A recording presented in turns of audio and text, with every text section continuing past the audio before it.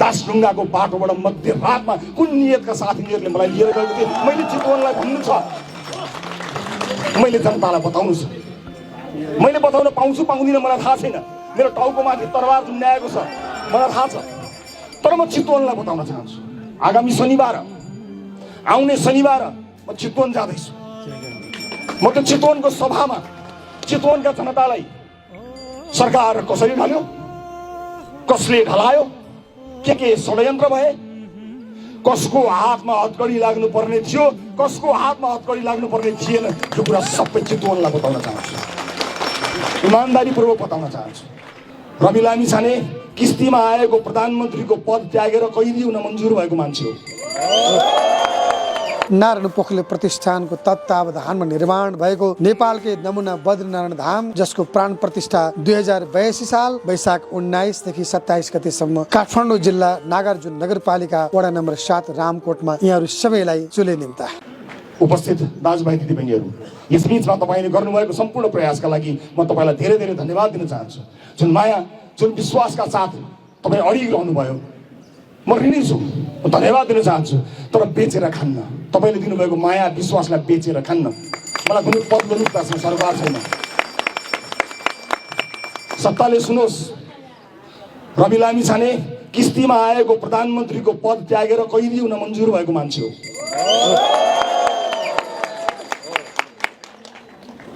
व्यक्ति जित्नु ठुलो कुरो होइन।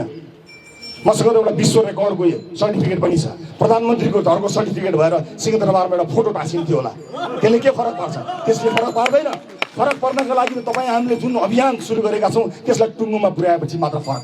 यस पटक साथी हो, मैले ज्यानको माया मारेको छु। तपाईँको पदको लोभ गर्नुभयो भने तपाईँलाई र मलाई पाप लाग्छ। मैले ज्यानको माया मारेको छु।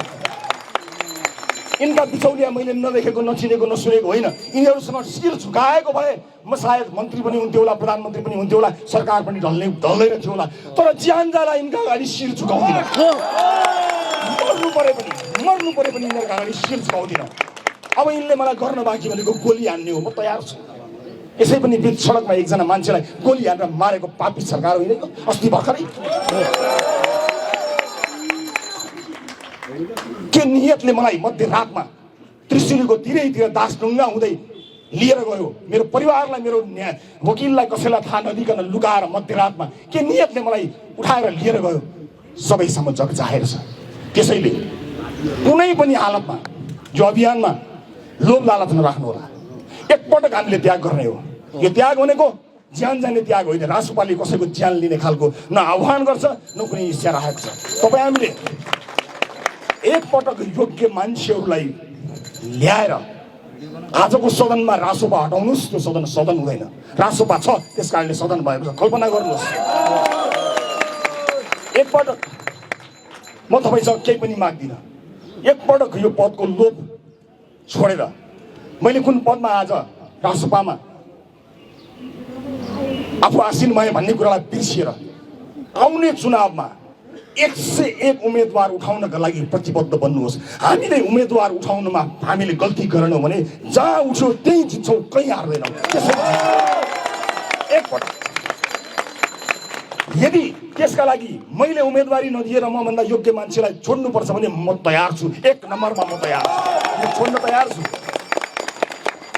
रासोपा बनाउँदाखेरि सभापति बनिदिनुहोस् भनेर मैले नचाहेको ढोका छैन। मैले नेतृत्व दिन चाहेको होइन। मलाई मेरो लिमिटेसन थाहा छ, मलाई थाहा छ, मेरा सीमितताहरू छन्।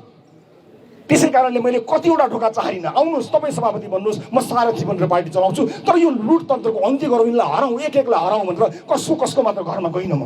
तर कसैले पत्याएन, कमले पत्यायो, थोरैले पत्याएको भए आज परिवर्तन हुन सक्थ्यो, यिनलाई हराउन सकिन्थ्यो। तर त्यतिखेर समय भएन, पत्याइएन। अब त्यस्तो नहोस्। आज पनि रासोपाको सभापति म बन्छु भनेर कोही आउँछ भनेर छाती ठोकेर हाँसेर साँचो बुझाउन तयार भएर बसेको छु म। तर यो अभियान मर्न दिनु हुँदैन साथी, यो अभियान मर्न दिनु हुँदैन। आफ्नो पद, आफ्नो सानो लाभको घेराभित्र बस्यौँ भने तपाईँ हामी सकिन्छौँ। हामी सकियौँ भने यिनीहरूको राज चलिरहन्छ। यसलाई अनुमोदन गर्न दिनु हुँदैन। जनआक्रोश बाँकी नै छ। त्यो आक्रोशलाई हामीले सम्बोधन गर्नुपर्ने हुन्छ। त्यसका लागि हामी तयार हुनुपर्छ। कसैलाई गाली गरेर, कसैलाई होच्याएर केही हुनेवाला पनि छैन। र फेरि पनि तपाईँलाई भन्न चाहन्छु, सरकारबाट हामी होसियार हुनुपर्छ। 4000 मान्छे आउँदाखेरि यो सरकार जनतालाई जोगाउन सक्दैन। यो सरकारको गृहमन्त्रीज्यूलाई म के भन्नु भन्यो भने प्रतिशोध सानी जस्तो होला। बिहे गरेर गएका उमेर पुगेका अन्तर्जातीय जोडीलाई पक्रनको निमित्त मुम्बईसम्म पुलिस पठाउन सक्ने यो सरकार यहाँ 4000 मान्छे आउँदा जनता जोगाउन सक्दैन। यो भिजुलीले गुमाइसकेको सरकारले कुन नैतिकताका आधारमा बसेको छ मलाई थाहा छैन। सरकारको औचित्य समाप्त भइसकेको छ र संसदबाट बलियो सरकार बन्ने बाटो पनि यिनीहरूले बन्द गरे। दुईटा ठुला दलहरू मिलेर लोकतन्त्र बचाउन, संविधान बचाउन होइन, एक अर्काका भ्रष्टाचारी बचाउनका लागि यिनीहरूले सरकार देखाउ बचाएर ठुलो र बिरामी छानेलाई तयार छु। म पार्टीको यो जिम्मेवारीमा फेरि फर्किनेवाला थिइनँ, तर यिनीहरूले मैले उच्च नैतिकता देखाउँदाखेरि यिनीहरूले यो प्रतिशोधलाई अनुमोदन गर्नेछन्। त्यस कारणले मैले अब बेला भएको छ, अब चाहिँ पार्टीको नेतृत्व पनि सम्हाल्छु। जुन दिन थुनिन्छु तर जबसम्म रहन्छु तबसम्म पार्टीलाई फेरि अर्को एउटा नेतृत्व दिएर अगाडि बढाउँछु भन्ने आएको छ। त्यसैले दाजुभाइ र दिदीबहिनीहरू, मेरा बाँकी कुरा म चितवनमा भन्ने छु। चितवनमा केही विशेष कुरा भन्नु छ। मैले अघि पनि भनिहालेँ, अबको सभा आउँदो शनिबार चितवनमा हुनेछ। यो सरकारले मलाई फेरि थुनेछ भने यसको विश्वास छैन। थुनेछ भने पनि सभा गर्नुहोला, पार्टीको कामलाई निरन्तरता दिनुहोला। म आज पार्टीको अब बैठकमा बस्नेछु। साथीहरूलाई के गर्नुभएको छ यसो बुझ्ने कोसिस गर्छु। यो अप्ठ्यारो परिस्थितिमा आफ्नो ठाउँबाट सघाउनु नै तपाईँ सम्पूर्णलाई म फेरि पनि धन्यवाद दिन चाहन्छु। यो जिम्मेवारी मेरो अनुपस्थितिमा जिम्मेवारी सम्हाल्नुभएका पार्टी पङ्क्तिका सम्पूर्ण नेता कार्यकर्ता सदस्यज्यूहरू विशेष गरी सबैजनालाई, सबै तह र तबकाका साथीहरूलाई म विशेष धन्यवाद दिन चाहन्छु।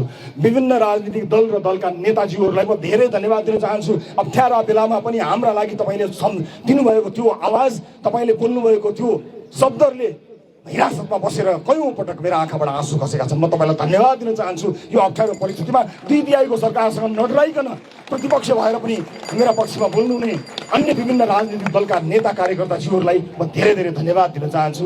र आम सञ्चार माध्यम, आम नागरिक समाज जसले सरकारको यो प्रतिशोधलाई बाहिर ल्याउनमा मद्दत गर्यो, म सबैलाई धेरै धेरै धन्यवाद दिन चाहन्छु। बाँकी कुरा चितवनमा विशेष कुराहरू मैले बताउनु पर्नेछ। चितवनको सभामा आउने कोसिस गर्नुहोला। म यहीँबाट सबैलाई अनुरोध गर्दै आफ्नो आफ्नो यहीँ टुङ्ग्याउँछु। सबको जय होस्, जय गन्ती। Admission open zoom beauty academy, नेपालकै नम्बर 1, 22 वर्षको अनुभवको साथमा 100% जब ग्यारेन्टी।